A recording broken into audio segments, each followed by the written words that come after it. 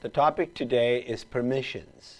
As we all know that security has become a number one criteria or number one area of interest for all companies. Security begins with permissions because you have to make sure that people do not have permissions to see things that don't belong to them or that's not relevant to their job work, just so that they don't mingle with something and end up deleting it thinking that they don't need it but someone else needs it. So the first rule for an administrator when they are setting up permissions is that you divide your company into two groups. Number one is the IT representatives and everyone else. So even if someone is the CEO of the company, do not give them all permissions unless they demand for it, or or they are also the administrators of the company. If you are an admin, then you get all permissions, period. Otherwise, you don't. And I can share one of my experiences with which when we had given all permissions to the CEO of the company, and what ended up happening was he saw all these folders and he thought, why are these folders here? I don't need them. And he did a mass delete to all of them. And now who are we going to blame? The CEO of the company, and tell him, hey, that's when we learned that if something does not belong to you, it means you should not get the permissions. Now, every operating system has folders, and within these folders we save files. So these files or folders need permissions. Now, permissions are cumulative, which means that if I give you a read permission, if I give you a write permission, then these permissions have to, you have a read and write permission. So that's why unless you select a deny, which beats over everything. And permissions also have allow and deny. Now, those of you who are used to using Unix or Linux out there, this is a good lesson for you as well, because I know that while permissions are powerful in Unix and Linux operating systems, but they often tend to be very confusing for Unix and Linux users when they come to Windows. But we're not here having a competition between Windows and Linux or Mac, because they all have their equal market share within the company. So today, when you walk into a large company or a medium-sized company, you're going to see Windows servers there. You're going to see Linux servers there. You're going to see an Apple server there as well. So there's no competition here, because as an administrator, you will have to address each area within its own self. So today, what you see on my screen is a Windows Server 2016. And here, I'm going to go ahead and open up a folder. And this folder is on my C drive. It's called My Project.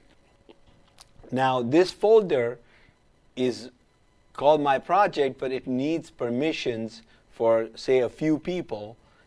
Now, ideally, unless you really want to deny something, so like you have a folder that's confidential, and you have only, like it happens in the military or companies that deal with military-based companies, that they have a specific folder where you're instructed to say, hey, only these 3 officials will have permission to these folders. No one else shouldn't even be able to see what's in there. That's when you will deny. Otherwise, you have 3 stages. You have assign permissions, you have no permissions, and then you have a deny permission. Generally, we would say no permissions and deny permissions is kind of the same, but in the technical world, it's not. Because with no permissions, you can still see the folder. You may still be able to know that it exists, and you can go, or you may inherit some permissions from some other group and then automatically get those permissions. But with deny, even if you belong to a group that has permissions to that folder, you will not get those permissions because you have an explicit deny. So you see the difference between having permissions, then going to no permissions, then going to deny. So here you have allow, none, and deny. These are the 3 stages. Now, this is one thing that Microsoft has been doing from the beginning, that you have what we call as access to a folder interactively. What that means is you are sitting right in front of the server or the computer on which the folder exists. Like right now my screen has that folder, my project, and I'm sitting right in front of it. I'm accessing this folder right from my screen, as you can see. And then there is the share permission, which means you shared the folder, and now John from production department is sitting at his computer, and because you shared this folder, John is accessing folders through a network share over the network. Those are called share permissions. So Microsoft has created share permissions and what they call as NTFS permissions, which is permissions at the folder level. Now, often most administrators get always confused between share permissions and NTFS permissions. So sometimes you go in and you give these permissions and you think, okay, I've only given John read-only permissions because that's what he needs. But you find out that in the share you've given him full control. Now what happens is he gets, remember I said in the beginning, permissions are cumulative. So if he gets full control and he gets read, all of a sudden you can see John is opening those files and deleting them, and you're thinking, why does John have these permissions? Or sometimes what happens is you go so stringent that all of a sudden someone from the marketing guy will walk into your office and say, you know what? This morning I had permission to open this file and now it's telling me I don't have any permission. This report has to be out to our production department, printing department by 5 o'clock. It's 3 p.m. right now. What are you doing? What did you do? What did you change? And maybe you changed some permissions last night and you forgot about them.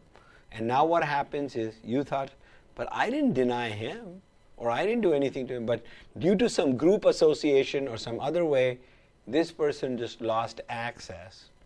And what ended up happening is now, under pressure, you start giving him all kinds of permissions. It's like you already made him an admin because you're being stressed. You're stressed right now. You're being pressured to that I need access, and you go, okay, fine, full control. And then when he gets the access, you go, okay, I'll worry about it tomorrow. And guess what? Many administrators must be smiling right now because that tomorrow never comes. You know what I'm talking about. Why does that happen? Well, why that happens is because permissions are cumulative, and you need to realize that Windows has share permissions and NTFS permissions. So what's the first thing you want to do? First of all, you want to organize these correctly. And how do you do that? Well, what Microsoft recommends, and this is what I've seen work practically, is don't worry about share permissions. Just give one share permission when you share the folder and do all your restrictions from NTFS permission. That way you're not dealing with two different areas. So that's what we're going to do. Is, as you can see on my screen, I have this folder, My Project. I'm going to right click on it and I'm going to go to Properties. And then here's the sharing tab. Notice I have the share folder. When I click on share, notice it shows that administrator has read write and the administrators have owner permission, which for now this is fine. If I share this folder, I would give a particular group read only permissions or read write permissions for the share permission. That's all. Because for share permissions, I just want to give a simple owner read write, and that's all. Which means read means they can create, read, write means they can delete, erase, everything. That's what I've given them. So in a way, I've given them all permissions of share. But now, let's suppose I have one individual who I only want to give them read. So even though I gave them read, write, share permission, and that's the standard I've adopted, everyone who needs access to this folder, I'm going to give them read, write. Not the everyone group, but every individual within your company that needs access, you just give them read, write. But now you're going to say, well, Arif, but I have these few people who only need read. Why should I give them read, write? Because again, going back to, do not try to set up permissions from two areas. Leave these at read, write, and do all your restrictions from NTFS permission. So the tab that you see in front of me is the security tab, which is where you have the NTFS permissions. And right now you can see that there are altogether different permissions for read-write. So you have full control.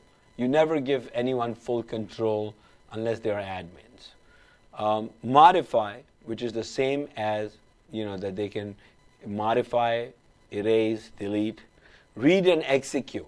This is the permission where if you want them to read and then there's a program that they can execute, that's where read. List folder contents, which is the same as read. Read permission, which means they can read the file. Write, which is the same as write and modify, that they can. And then if you want to go further into detail, there are some special permissions which you can click and select advanced, which I'm not going to. Right now, if I click on the user administrators, you notice that administrator has full control, which is fine. I use on users, the users group right now only has read and execute, list folder contents, and read, which means any user at this point can only look at the folder, read what's in it, view all the different files, but not make any changes to it. Can they create a folder? Well, this is your chance to answer this question in the comments. If you have only read permissions, can you create a file in that folder? That's the question. Well, I'll tell you the answer at the end, but you can write it in the comment section. Now, what we're going to do now is show you that if your company says, well, this folder, all the users must be able to read and write. So what you're going to do is you're going to go ahead and click on edit, and you come in here. When you click on edit, notice you have an allow and you have a deny. Now again, going back to what I said earlier, that right now you see these boxes are, if I click on users, these 3 boxes are there. The rest of the boxes are empty, which means, what would you say about the modify permission for this user? Would you say that they have the permission, or would you say they don't have the permission, or would you say that they're denied? Well, from what we see on the screen here, they're at no permissions, which means that if they belong to a group that has that permission, even though they may have no permission, but they'll still be able to modify because they have that, unless we click deny. So we're not going to click deny. What we're going to do rather is what we've been assigned, that our company says, hey, everyone in the users group must be able to modify things in the folder. So I gave them the modify allow permission, and I click apply, and I click OK. Now, users have the permission, which means they can now create folder, they can now delete folder, they can now delete files. So that goes back to the answer to my question, that if you have read-only permissions, can you create a file inside the folder? And the answer is no. You need modify or write permission. Notice modify and write I only put a check mark in modify, but write also came along with it, because modify and write goes hand in hand.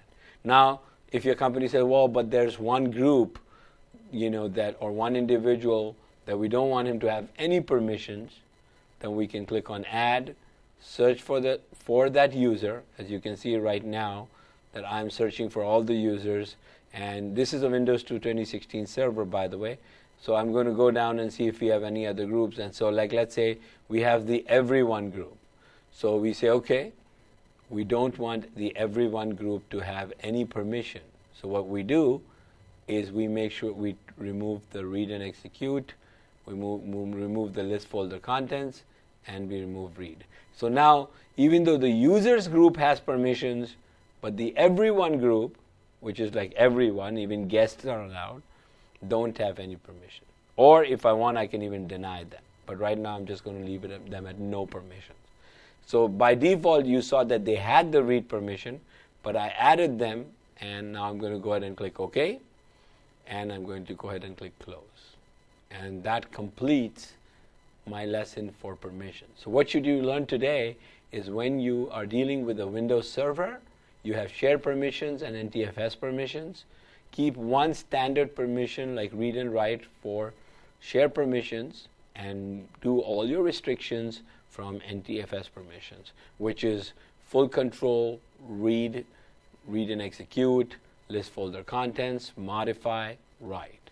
And if you want to learn more, go ahead and write more comments, and we'll definitely deal with that. Thank you. Ciao. Until next time.